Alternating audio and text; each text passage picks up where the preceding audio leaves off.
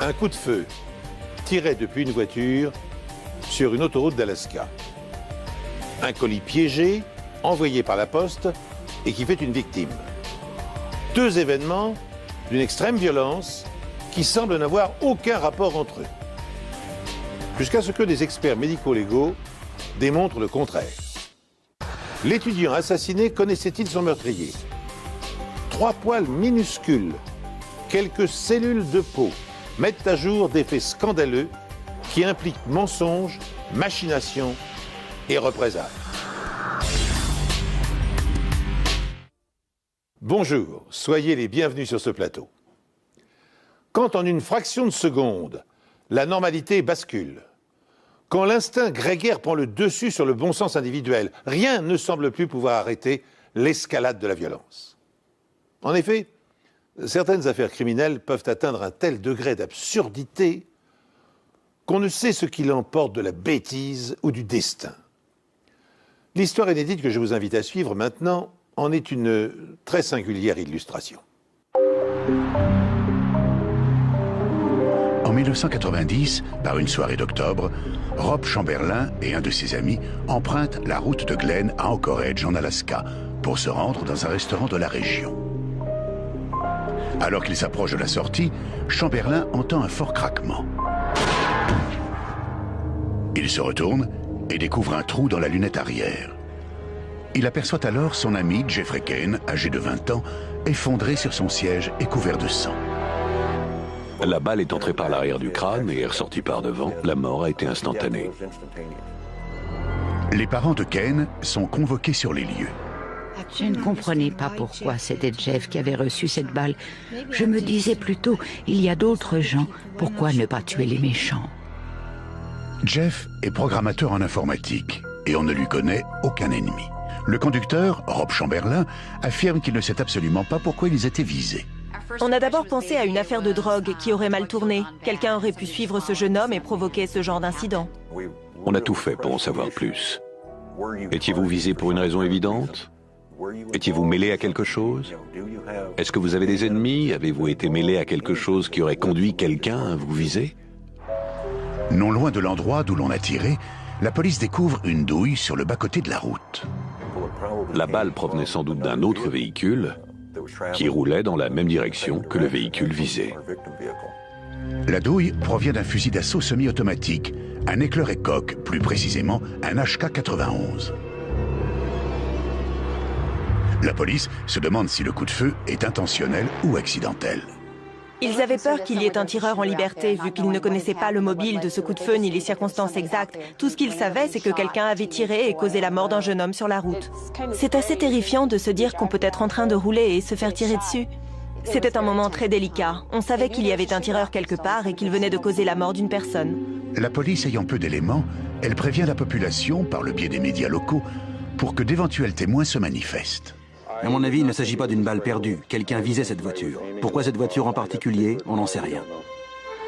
Mais personne ne signale quoi que ce soit d'inhabituel. Il n'y avait pas beaucoup de circulation sur l'autoroute en direction d'Anchorage à ce moment-là. Par conséquent, aucun passager d'un autre véhicule n'a appelé la police pour dire « Je viens de voir quelqu'un tirer un coup de feu depuis une voiture ». L'enquête vient à peine de commencer qu'elle piétine déjà. Il y avait un nombre illimité de suspects. Sur le moment, on n'avait pas la moindre idée de l'identité du coupable. On ne savait pas pourquoi cette voiture avait été visée. À ce stade, la question restait totalement ouverte.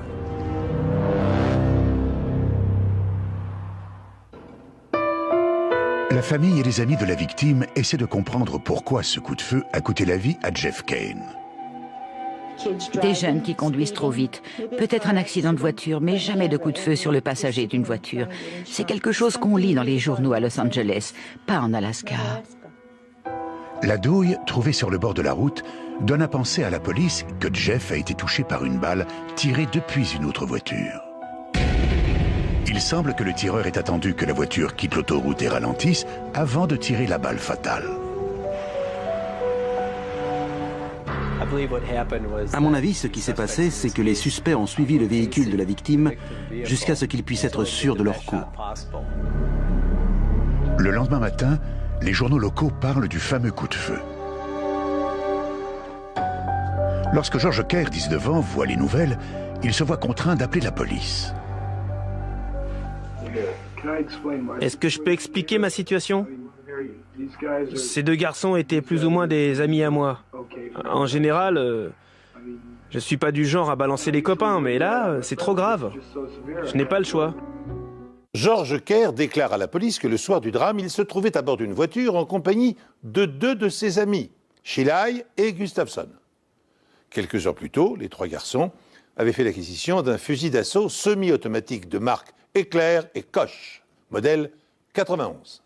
C'est une arme de guerre redoutable fabriquée en Allemagne, tirant au coup par coup ou par rafale des munitions de calibre 7,62.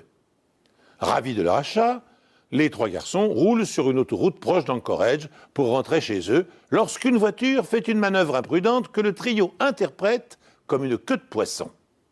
Ça a mis RD en rage. Alors il s'est tourné vers Gustafson et il a dit « Descends cet abruti !» Kerr affirme que Gustafson a pris le fusil et tiré un seul coup en direction de la voiture.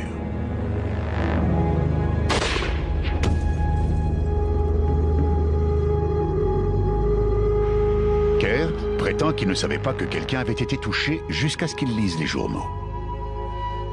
Est-ce qu'il a vraiment visé avec le fusil? Ah, ça s'est passé très vite, je sais pas, j'étais assis à l'arrière et je lui ai dit de pas faire ça.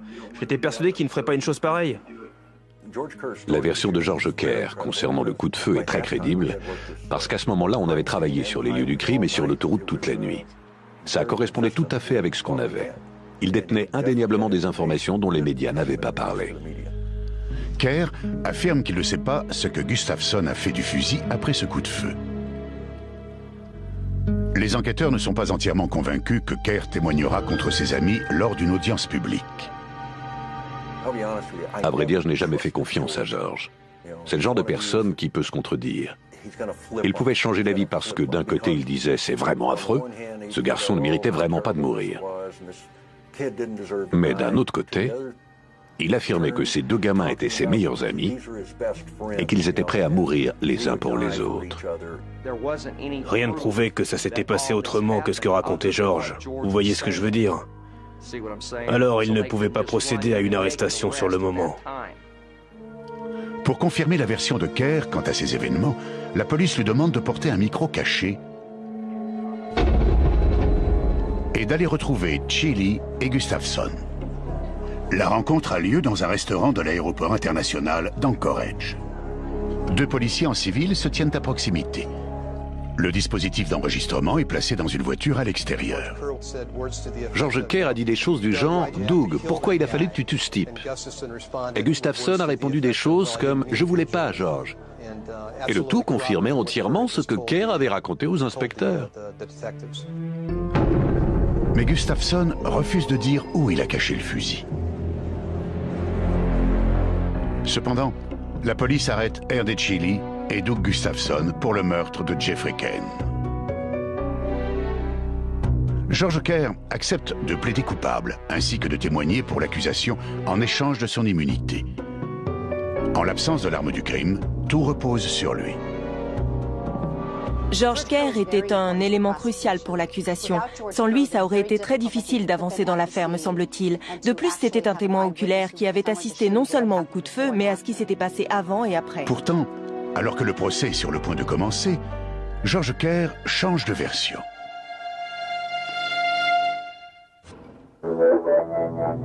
La police place deux hommes en garde à vue pour la mort par balle de Jeff Kane grâce à des renseignements fournis par un témoin oculaire, George Kerr. Kerr commence par affirmer que Doug Gustafson a tiré avec un fusil d'assaut sur Jeff Kane à une distance d'environ 10 mètres, entraînant ainsi une mort instantanée. Mais Kerr ne tarde pas à changer de version. Il n'a pas vraiment visé, il a juste braqué l'arme en direction de la voiture. Il prétend maintenant que Gustafson a pointé l'arme par la fenêtre, tiré à une distance de 200 mètres et touché la voiture. Je pense qu'il a fait ça pour venir en aide à ses amis. Ça leur permettait de dire que ça n'était pas un homicide volontaire, que c'était quelque chose de moins grave, une sorte d'homicide par négligence, d'homicide involontaire. En fait, il essayait de trouver un moyen de calmer ses amis.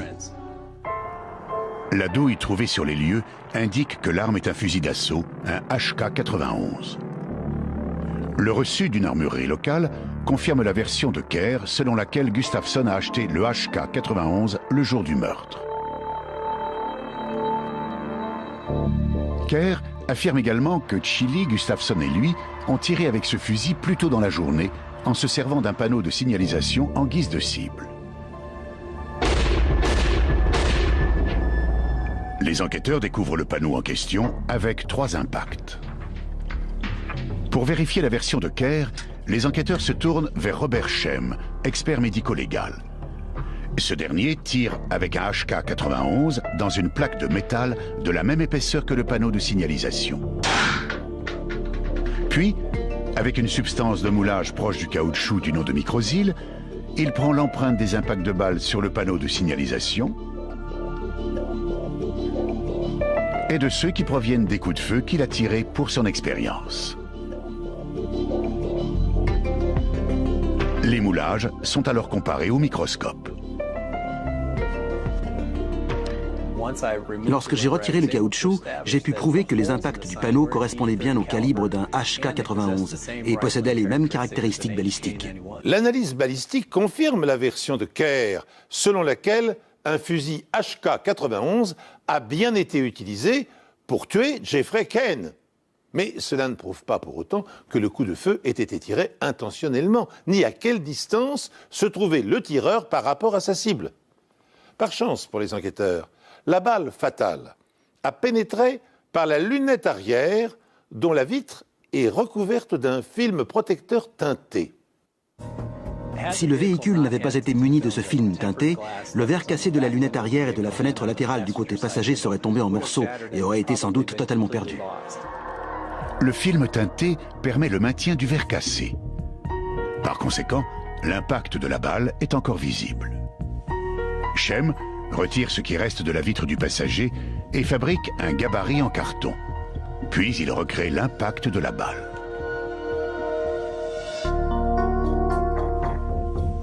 Il place ensuite le gabarit à la place de la vitre du côté passager. Il réalise alors une expérience simple. Il tend une ficelle passant par l'impact de la balle dans la lunette arrière, puis par le trou dans l'appui-tête, et la fait ressortir par l'impact de la vitre du côté passager. Cette expérience nous a permis d'en savoir plus sur la trajectoire. L'angle était d'environ 47 degrés par rapport à l'arrière du véhicule. Si le coup avait été tiré à une distance de 200 mètres, comme l'affirme maintenant George Kerr, l'angle de la trajectoire aurait été d'environ 95 degrés. Mais l'angle de 47 degrés place la voiture du tireur tout près, à une distance comprise entre 7 et 15 mètres. Dans ce cas, les véhicules sont tellement proches l'un de l'autre que ça devient très facile pour Gustafsson de tirer en visant le véhicule de la victime. Lors du procès, George Kerr témoigne contre ses 2 amis, mais il maintient que leur voiture se trouvait à 200 mètres de celle de la victime lorsque le coup de feu a été tiré. Ça n'a vraiment rien d'un homicide volontaire. Et sur quoi repose cette affirmation ? Il a tiré en direction de la voiture, mais pas dans le but de tuer. Mais l'analyse médico-légale révèle que les 2 véhicules étaient séparés par moins de 15 mètres, ce qui signifie que le coup de feu était intentionnel. Sur la base de cet élément, le conducteur R.D. Chili est reconnu coupable d'homicide involontaire. Doug Gustafsson, le tireur, est reconnu coupable d'homicide volontaire. Tous 2 sont condamnés à la prison à perpétuité. George Kerr bénéficiant de l'immunité par rapport à l'accusation, il quitte l'Alaska peu de temps après la fin du procès. Mais l'histoire ne s'arrête pas là.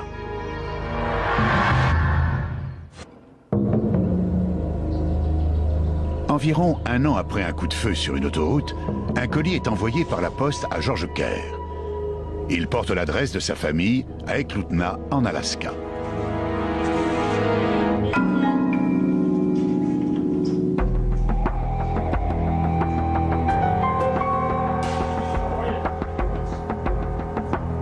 Étant donné que George a quitté l'État, son père décide de l'ouvrir.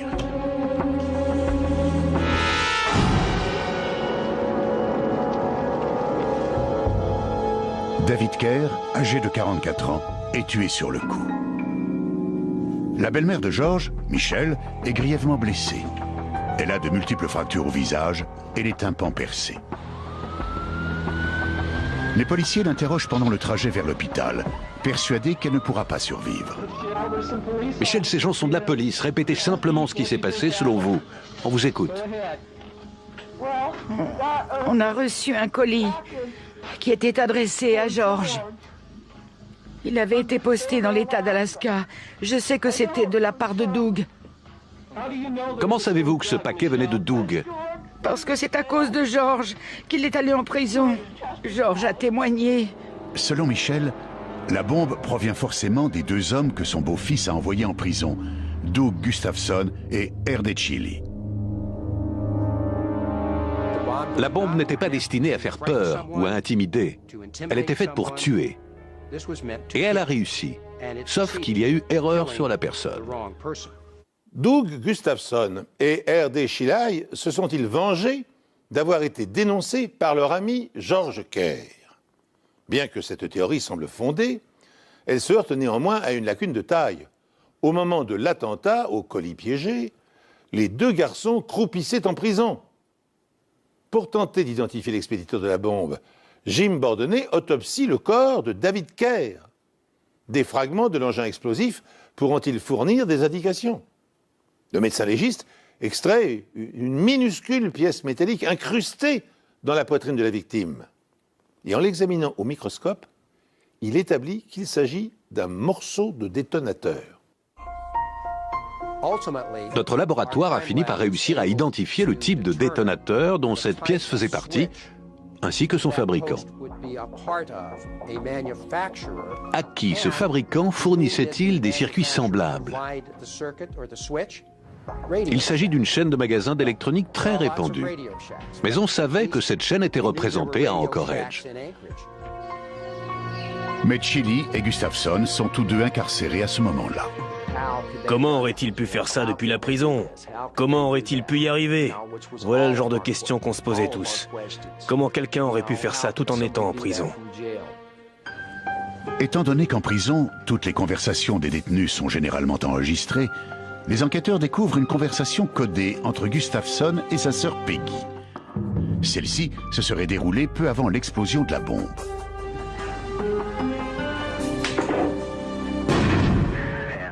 Et c'est pour réparer ta voiture, hein, n'oublie pas. Dès que tu auras compris comment ça s'enclenche et comment ça se coupe à l'endroit où ça coulisse, tu le mets en place comme je te l'ai expliqué, juste sous la surface. Quand c'est poussé sur le côté, c'est allumé. Et quand c'est au milieu, c'est coupé. D'accord. Très bien. En apparence, tout porte à croire que Doug donne un conseil à sa sœur pour réparer sa voiture. Mais en fait, il s'agit de toute autre chose. Quand on écoute la conversation à plusieurs reprises, il devient évident qu'au cours de cette conversation, Doug donne à Peggy des instructions sur la façon d'installer un circuit pour fabriquer un dispositif explosif artisanal. Ces enregistrements constituent un élément déclencheur. D'autres conversations révèlent que Peggy n'a pas les compétences techniques pour fabriquer l'engin. Elle fait donc intervenir un autre membre de la famille, leur frère aîné, Craig, qui est mécanicien. Apparemment, Peggy et Craig Gustafson croient tous deux que leur frère est innocent dans l'affaire de l'autoroute et que c'est George Kerr le responsable. Pour vous donner une idée de la profondeur de ses émotions et de son désir de vengeance, Peggy Gustafson est alors enceinte de 9 mois. En fait, elle est à 3 jours de la naissance de son deuxième enfant lorsqu'elle va déposer le colis piégé au bureau de poste. Rock Phelps est en prison avec Doug Gustafson et R.D. Chili lorsque l'explosion se produit. Et il sait que les deux hommes voulaient se venger. R.D. se moquait complètement de la personne qui serait tuée, du moment que George Kerr était tué. Il voulait la mort de George, du petit George, comme il le surnommait. En fait, un certain nombre de détenus nous ont dit qu'ils avaient vu une liste de noms que Raymond Chili avait sur lui en prison. et Chili leur avait dit qu'il s'agissait de sa liste noire. C'était une liste de gens qu'il voulait tuer. Certains détenus ont pu décrire la liste et affirmer que c'était George Kerr qui se trouvait en première position. Parmi les autres noms qui figurent sur la liste noire, se trouvent ceux du juge et du procureur présents lors du procès. Cela prouve que depuis la cellule de sa prison, Doug Gustafson a longuement prémédité sa vengeance. Quelques jours après l'explosion, Peggy et Greg Gustafson sont convoqués par la police pour être interrogés. Quand on leur fait entendre les conversations enregistrées en prison, ils avouent aussitôt avoir fabriqué la bombe et l'avoir expédiée à la nouvelle adresse de George Kerr avec l'intention de le tuer. Quand Peggy a accepté de coopérer, elle nous a dit dans quel magasin elle était allée, quelles pièces elle avait achetées. Grâce à un vieux reçu du magasin en question, qui ne portait pas le nom de Peggy, on a réussi à identifier la transaction. La date correspondait parfaitement au créneau pendant lequel les pièces qui nous intéressaient avaient été achetées. Cette explosion aurait pu être évitée. Elle n'aurait jamais dû se produire. Les services pénitentiaires ont manqué à leur devoir envers Dave et envers moi. Leur rôle est de protéger la population et pas seulement d'héberger les détenus. Michel Kerr entame une action contre l'État d'Alaska et gagne plus de 11 millions de dollars de dommages et intérêts. Peggy et Craig Gustafson sont tous deux reconnus coupables de complicité dans le meurtre de David Kerr et condamnés à une peine incompressible de 22 ans de prison. Quant à R.D. Chili et Doug Gustafson, ils passeront le restant de leur jours en prison. Ils ne méritaient même pas de passer devant un tribunal. On aurait dû laisser la famille les emmener et leur tirer dans la nuque. Voilà ce que j'en pense. C'est comme ça qu'on rend la justice en Alaska. On fait les choses un peu différemment par chez nous. Du moins, on les faisait. Au bout du compte, une demi-douzaine de familles auront été détruites. Et selon le procureur, il y aurait eu d'autres victimes si les experts médico-légaux n'avaient pas mis fin aux pulsions meurtrières de Chili et de Gustafson. On ne peut pas s'appuyer uniquement sur la science dans une enquête ou alors dans des cas très rares. On se sert de ce que les gens nous disent, de ce qu'ils savent des protagonistes, et on fait entrer la science en jeu pour mettre tous les éléments en place. C'est comme ça qu'une enquête se construit. Mais sans ça, on en serait encore à la préhistoire des enquêtes en matière de crime. Au cours du procès, la police a révélé des faits nouveaux qui ont éclairé le profil des deux inculpés. Sachez donc que peu avant le meurtre de l'autoroute, Shelly et Gustafson avaient cambriolé un abattoir et qu'ils avaient utilisé une partie de l'argent volé pour faire l'acquisition du fusil d'assaut. Sachez encore que Shelly, le leader du groupe, qui était au volant la nuit du drame, a également été condamné pour agression sexuelle sur une jeune femme, vol de dynamite, menace de mort sur des témoins et tentative de vol à main armée dans un fast-food. Le cumul des peines pour ces délits divers s'est élevé à 60 ans de réclusion.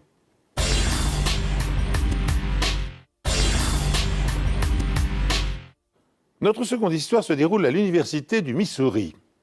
Sous des apparences agréables et studieuses, le campus abrite aussi des passions ravageuses. Chaque année, l'université du Missouri accueille sur son campus 27 000 étudiants venus du monde entier. C'est avant tout une ville universitaire. Un grand nombre d'étudiants vivent ici. C'est plutôt calme et les crimes sont assez rares. En 25 ans, il n'y a eu que 80 ou 90 meurtres. L'un d'eux a été perpétré en 2004. Par une belle journée de juin, des étudiants découvrent un corps entre deux immeubles à 2 pas du campus. Hormis un short bleu, le corps était dévêtu. Même de loin, ces étudiants ont remarqué qu'il y avait une mare de sang autour du cou de cette personne et qu'elle était décédée. Tout d'abord, la police pense qu'il s'agit d'un accident. On a pensé que cet individu avait peut-être voulu sauter d'un toit à un autre. C'est une ville universitaire et les étudiants se prêtent à toutes sortes d'extravagances. Une telle chose n'aurait rien eu de très inhabituel. Ils sont montés sur le toit pour l'inspecter. Ils n'ont vu aucune trace de sang sur le bord. Ils ont examiné le bloc de climatisation, mais là non plus, il n'y avait pas de sang. La thèse de la chute a donc été écartée. À première vue, il semblerait qu'on ait tranché le cou de la victime avec un couteau ou un autre objet coupant. L'examen de la scène du crime indique que le meurtre a été perpétré à l'endroit où se trouvait le corps et pas ailleurs. La victime est identifiée. Il s'agit de Jesse Valencia, un étudiant en droit de 22 ans. Il travaillait à temps partiel comme réceptionniste dans un motel de la ville. J'étais effondrée. Je ne voulais parler à personne. J'étais complètement prostrée et j'ai pleuré toute la nuit et toute la journée suivante. Ce que je sais de Jesse, c'est qu'il était un garçon formidable. Il avait beaucoup d'amis. Personne ne lui connaissait d'ennemis. C'était un garçon insouciant qui avait beaucoup d'amis. Je crois que l'amitié comptait beaucoup pour lui. Mais quand il avait une conviction, Jesse la défendait âprement et revenait rarement sur sa position. Tous ses amis ont dit qu'il recherchait la confrontation. Il voulait devenir avocat et adorait controverser. Il avait une personnalité assez excessive. Les enquêteurs apprennent que la nuit précédente, Jesse a travaillé au motel. Puis il s'est rendu à une fête et finalement, il est rentré chez lui. Il avait beaucoup bu cette nuit-là. Son taux d'alcool indiquait qu'il était encore ivre au moment du meurtre. Les enquêteurs se demandent ce que faisait Jesse pieds nus alors qu'il était dehors et pourquoi il n'était vêtu que d'un short.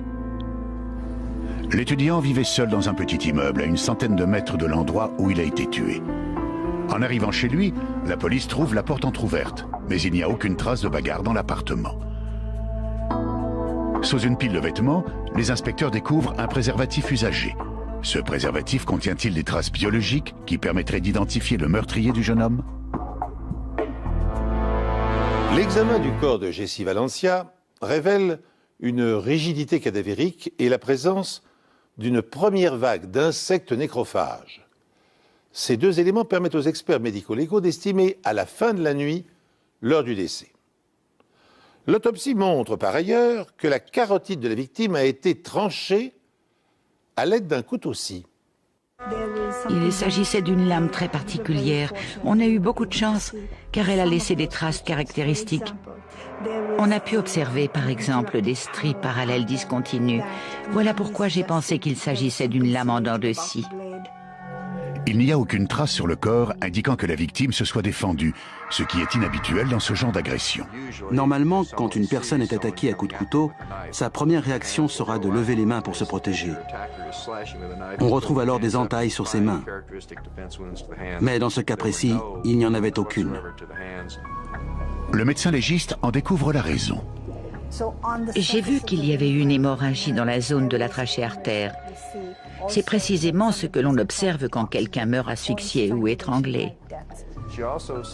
Le médecin légiste a découvert sur les globes oculaires de la victime des pétéchies, c'est-à-dire des petites taches provoquées par une hémorragie. C'est tout à fait compatible avec la strangulation. Cela signifie que Jesse était inconscient quand il a été tué. Les tests ADN du préservatif découvert chez le jeune homme révèlent la présence de substances organiques appartenant à deux personnes distinctes. L'une était Jesse et l'autre, bien entendu, son ou sa partenaire que la police aimerait bien identifier. La liste des appels enregistrés sur le portable de Jesse indique qu'il a passé, la nuit du meurtre, plusieurs coups de fil à un de ses amis, Ed McDevitt. Les listes d'appels enregistrées sur les portables de Jesse Valencia et d'Ed McDevitt ont confirmé qu'il s'était téléphoné vers 3h13 du matin. Ed McDevitt est devenu un suspect potentiel. McDevitt avoue qu'il avait une liaison avec Jesse. Il ajoute qu'ils ont couché ensemble pour la dernière fois 2 nuits avant le meurtre. Les tests de son ADN confirment que c'était lui le partenaire de Jesse quand ce dernier a utilisé le fameux préservatif. Dès lors, Ed McDevitt est devenu le principal suspect. McDevitt affirme qu'il n'a pas tué Jesse et qu'il était chez lui avec son colocataire la nuit du meurtre. Ce dernier le confirme. Mais des indices découverts sous les ongles de la victime viennent démentir son alibi. Quand j'ai examiné ces rognures d'ongles, j'en ai remarqué 2 qui portaient des taches rouges sombres. Des cellules sont prélevées et aussitôt soumises à des tests ADN. Leur résultat est surprenant. D'après leur profil, les cellules prélevées sous les ongles de la main droite provenaient en fait de 3 individus. Le premier, naturellement, était Jesse. Le second, Ed McDevitt. Il affirme que la présence de ces cellules, comme celle de ces substances organiques sur le préservatif, vient du fait qu'ils avaient fait l'amour 2 nuits avant le meurtre. La présence de ces cellules était sûrement due au manque d'hygiène de Jesse. Pour résoudre cette affaire, il est essentiel que les enquêteurs identifient le troisième individu. Ils interrogent alors Andy Schermerhorn, un ami proche de Jesse. Ils avaient une relation assez inhabituelle dans cette région du Midwest. Bien que seulement amis, ils avaient des relations sexuelles. Ils se connaissaient depuis plusieurs mois et avaient couché environ 5 fois ensemble. Mais Andy a bien précisé qu'il n'était pas son petit ami.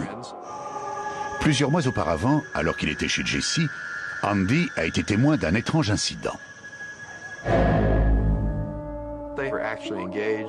Ils étaient en train de faire l'amour dans le lit de Jesse.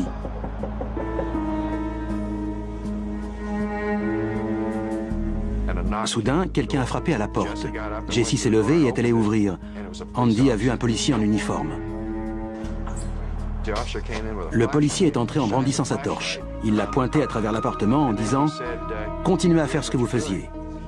Andy a raconté qu'il s'est levé en se couvrant du drap, mais que Jesse l'a rassuré en lui disant « Ne t'en fais pas, il est cool ».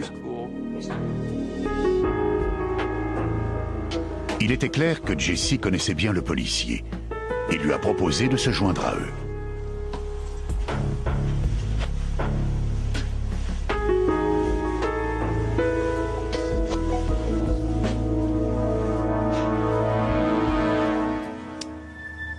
Une fois que c'était terminé, le policier s'est immédiatement levé, il a allumé la lumière et a dit à Andy Schermerhorn « Tout ça doit rester secret ». Puis il s'est dirigé vers la porte. Jesse lui a demandé « Je te revois quand ?» L'autre a répondu « Tu me verras quand tu me verras » ou quelque chose dans ce genre. Andy en a conclu qu'il devait avoir l'habitude de venir à l'improviste. Là-dessus, le policier est sorti. Qui peut être cet officier en uniforme qui surgit en pleine nuit dans la chambre d'un étudiant et qui se mêle à ses ébats? L'identifier et le retrouver permettrait sans doute de lister plus facilement les amants du jeune homme. Interrogée par les enquêteurs, la mère de Jesse confirme que son fils entretenait bien une relation épisodique avec un policier. Mais elle ignore son nom. Quand j'en parlais à Jesse, il me disait que ce type le suivait pratiquement partout. C'est d'ailleurs les termes qu'il a employés. Il m'a dit « Il me suit pratiquement partout où je vais ». Apparemment, ce policier n'a pas donné son vrai nom à Jesse, pas plus qu'il ne lui a confié le moindre détail sur sa vie. Il voulait tout savoir sur mon fils, mais il refusait que Jesse sache la moindre chose sur lui. Quand Jesse le questionnait, il restait toujours très vague et lui disait, par exemple, « Oh, j'habite dans le coin ». Jesse a commencé à trouver ça louche et il m'a dit « Je trouve ce type pas très net ». Andy Schermerhorn, l'ami de Jesse, donne la description du mystérieux policier aux enquêteurs. Il s'agit d'un homme brun, entre 20 et 30 ans, de type hispanique et plutôt mince. Les inspecteurs demandent à Andy de venir au commissariat pour regarder des photos dans l'espoir de l'identifier. Alors qu'il se dirige vers la salle de réunion, une chose inattendue se produit. Andy marchait dans le couloir pour aller identifier sur photo celui qu'il pensait être le meurtrier. Soudain, il l'a vu en chair et en os, qui arrivait en sens contraire. Il l'a immédiatement reconnu, c'était bien le policier en question. Il a eu la peur de sa vie. Il s'agit de Steven Rios, un policier de 28 ans, réputé pour son ambition dévorante. Il est dans la police depuis 3 ans. Steven Rios était un policier très respecté, aussi bien par ses collègues que par les gens de la communauté. Il avait des ambitions politiques, il voulait devenir quelqu'un d'important. Mais je pense qu'il était psychorigide. Il était très strict et suivait le règlement à la lettre. Rios est marié et vient juste de devenir père pour la première fois. Son fils n'a que quelques mois. Aucune rumeur d'homosexualité n'a jamais couru sur son compte. Pour nous autres policiers, il était inconcevable que Steven Rios puisse être impliqué de près ou de loin dans le meurtre de Jesse Valencia. Quand ses collègues l'interrogent, Rios nie les allégations de Schermerhorn. Un inspecteur lui a dit « Un jeune homme affirme que tu es entré chez Jesse Valencia et qu'il t'a vu avoir des relations sexuelles avec lui. Rios s'est écrié « Moi, des relations sexuelles ?» en faisant celui qui tombait des nues. Rios déclare qu'il a un alibi. La nuit du meurtre, il était chez lui, au lit, avec son épouse. Il m'a dit au téléphone qu'il n'aurait jamais fait de mal à Jesse Valencia et qu'il n'avait rien à voir avec sa mort. Rios se soumet à des analyses afin que son ADN puisse être comparé aux ADN des cellules découvertes sous les ongles de Jesse. Il semble correspondre, mais avec 3 types d'ADN différents, rien ne peut être conclu avec certitude. La personne qui a effectué ces analyses ADN a dit qu'il y avait une chance sur 7000 d'obtenir le même résultat en prenant n'importe quel individu, choisi au hasard, comme ça, dans la rue. Du reste, même si ces cellules étaient celles de Rios, cela ne prouve pas qu'il ait commis le meurtre. Il y avait aussi, sous les ongles de Jesse, des cellules appartenant à Ed McDavid. Il était scientifiquement impossible de savoir combien de temps ces cellules avaient séjourné sous les ongles de la victime. Logiquement, elles auraient dû disparaître au fur et à mesure que Jesse se lavait les mains, mais on ne pouvait pas déterminer depuis quand elles étaient là. Les enquêteurs se demandent s'ils pourront résoudre le meurtre de Jesse Valencia grâce aux seules sciences médico-légales.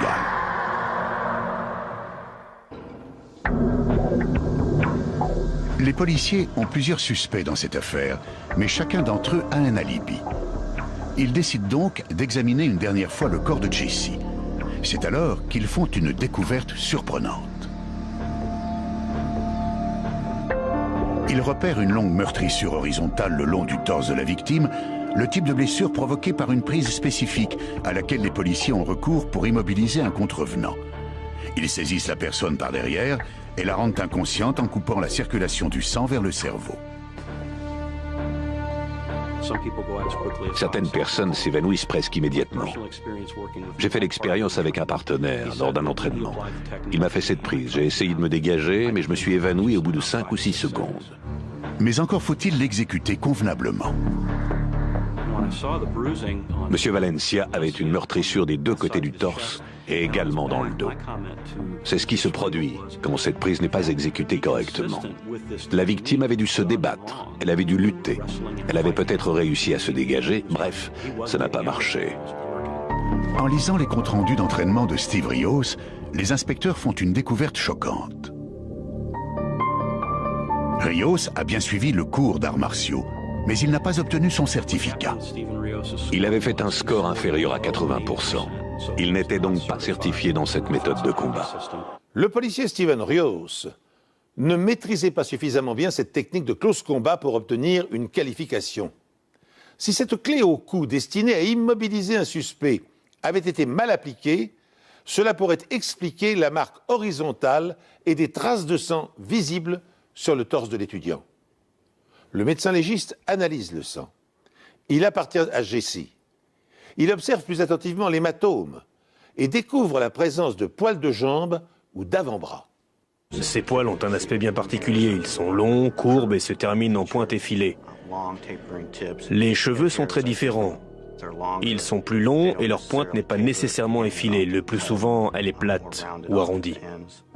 Par miracle, 3 de ces poils possèdent encore leur bulbe, une partie particulièrement riche en ADN. Ils sont immédiatement envoyés au laboratoire pour être analysés. Les tests révèlent qu'ils appartiennent tous au même individu, mais ce n'est ni Jesse Valencia, ni son ami Andy Schermerhorn, ni Ed McDavid. J'ai comparé ces poils à ceux de la victime et à ceux des individus impliqués dans cette affaire. Les résultats étaient parfaitement clairs. Ces poils provenaient du bras de Steven Rios.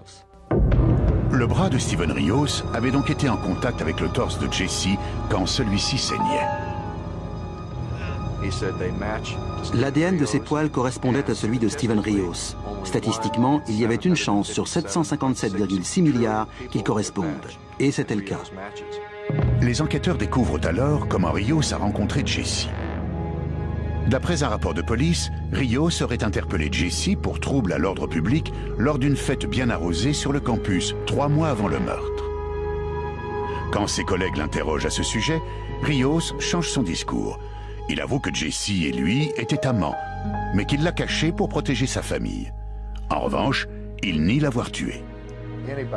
L'une des personnes qui a le plus souffert dans cette histoire, c'est la femme de Steven Rios.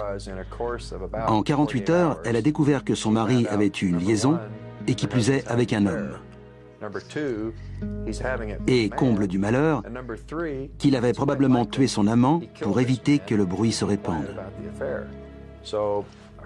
En quelques jours, sa vie avait été complètement anéantie. En étudiant de plus près l'emploi du temps de Rios la nuit du meurtre, les enquêteurs découvrent un battement de 45 minutes pour lequel il n'a aucun alibi. De plus, le procureur croit avoir découvert le mobile du crime. Jesse avait dit à sa mère qu'il entretenait une liaison avec un officier de police.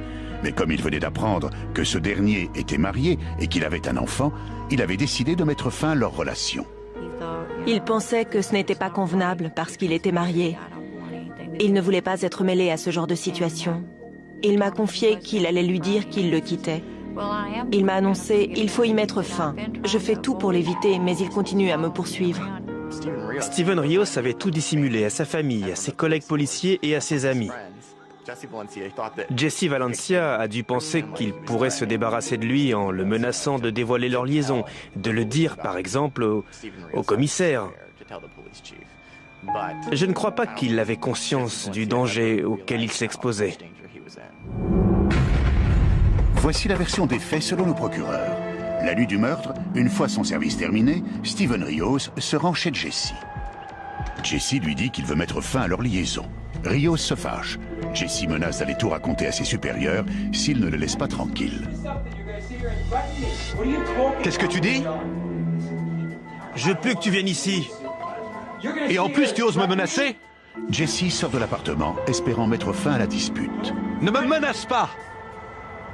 Rios ne veut pas que la liaison se termine, et encore moins que sa famille ou ses collègues en aient connaissance. C'est alors que la situation tourne au drame. Rios exerce la fameuse prise utilisée par les policiers pour que Jesse perde conscience. Cela fonctionne, mais la manœuvre laisse des traces sur le corps de Jesse. Dans la bagarre, un transfert d'ADN s'opère dans les deux sens. Jesse griffe Rios, lui arrachant quelques cellules de peau. Quelques poils du bras de Rios se retrouvent collés sur le torse de Jesse. Une fois que l'étudiant a perdu connaissance, il le tue avec son couteau. Il quitte le lieu du crime, pensant que son secret ne serait jamais dévoilé. Malheureusement pour lui, il y avait les preuves médico-légales. Les jurés ont envie de les voir. Ils veulent voir les empreintes, ils veulent voir les preuves ADN. Écouter les témoins faire des descriptions ne leur suffit pas. Ils veulent contempler par eux-mêmes les pièces du dossier. Cette affaire est sans aucun doute la pire qu'on ait jamais vécue dans ce commissariat. N'importe quel policier vous le dira. Une telle chose qui arrive dans un commissariat, quel qu'il soit, a des effets dévastateurs. L'arme du crime, le couteau-scie, n'a jamais été retrouvé. Affaire 167-984, le ministère public contre Rios. Steven Rios est déclaré coupable de meurtre avec préméditation. Il est condamné à la prison à perpétuité, sans possibilité de remise de peine. Jusqu'à ce jour, il clame son innocence. Le travail d'un policier, c'est de servir et de protéger la communauté. On n'imagine pas un seul instant qu'il puisse être de l'autre côté de la loi et qu'il soit un meurtrier. Dans mon réquisitoire, j'ai évoqué un sketch de l'humoriste Richard Pryor. Dans ce sketch, une femme rentre chez elle à l'improviste et elle trouve son mari au lit avec un autre homme. Le mari la regarde et lui dit « Qui vas-tu croire, moi ou tes yeux perfides ?» Steven Rios disait en quelque sorte aux jurés « 1 sur 757 milliards, qui allez-vous croire, moi ou vos yeux perfides ?» Les jurés sont tombés d'accord avec moi, les preuves médico-légales ont permis d'établir, au-delà du doute raisonnable, que Rios était le meurtrier. Pendant l'instruction du procès, nous avons appris comment Jesse Valencia avait connu Rios. En tant qu'agent de police, celui-ci était intervenu lors d'une beuverie étudiante et avait donné une contravention pour tapage nocturne à Jesse et à ses amis. Celui-ci avait ensuite menacé son amant de révéler son homosexualité et ses infidélités à sa femme et à ses supérieurs s'il n'annulait pas l'amende et s'il ne disparaissait pas de sa vie. Nous savons aussi que Rios avait subtilisé le badge d'un collègue, Ted Anderson, afin de dissimuler sa véritable identité à l'étudiant. Il était manifestement coutumier de l'empreinte d'identité car il avait déjà été renvoyé d'un autre commissariat pour la même chose. Par ailleurs, plusieurs femmes sont venues témoigner à la barre, affirmant que Rios leur avait fait des propositions indécentes alors qu'il les avait arrêtées pour des infractions mineures. Enfin, c'est en pleurs dans le prétoire que Rios a avoué avoir fait 2 tentatives de suicide car il ne supportait plus la pression de devoir cacher éternellement son homosexualité à son entourage. Il a été condamné à la prison à vie pour meurtre au premier degré. En prononçant cette peine, le juge a tenu à faire passer un message fort aux forces de l'ordre. Si la police enfreint les lois, des tonnes de briques lui tomberont dessus, a-t-il déclaré en langage imagé. C'est sur cette menace venue d'outre-Atlantique que s'achève cette émission. Merci de l'avoir suivi. À bientôt sur cette antenne pour de nouvelles enquêtes impossibles.